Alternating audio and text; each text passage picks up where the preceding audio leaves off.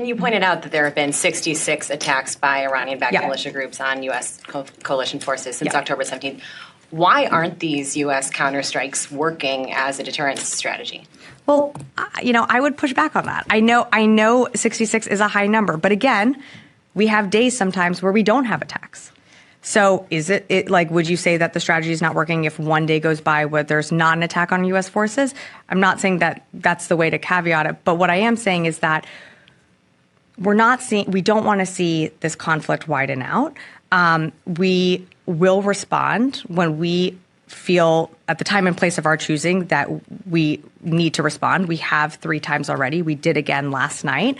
I wouldn't say that, again, it's not working. I would say that we are being very deliberate in our strikes and what we target. These groups, while have inflicted some minor damage to infrastructure, right now we are seeing non-serious injuries, minor damage to infrastructure in comparison to weapons facilities being destroyed, a command and control center node being leveled, and so again, and another, and a training facility also destroyed. So again, if you look at this,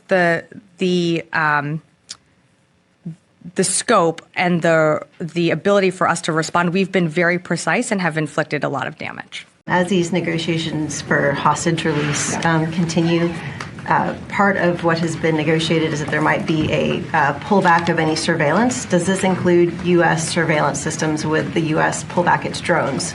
Yeah, I think you saw the president speak to this earlier today, that while we are certainly heartened by the way the conversations are going, there's still not a deal reached until there is one. I'm just not going to get ahead of anything that we will or won't do when it comes to ISR, or anything that we are doing when it comes to hostage recovery. We're assisting with that from the embassy, of course, but I just don't have more details and definitely don't want to get ahead of any deal that might happen. But whether or not it's part of it, is that one of the options? I'm just not going to get into further details on that. And since I know you'll ask, U.S. forces have been attacked approximately 66 times since October 17th, 32 separate times in Iraq, and 34 separate times in Syria. U.S. personnel have sustained approximately 62 injuries, but this does not include any injuries from last night's attack, as they are still being evaluated.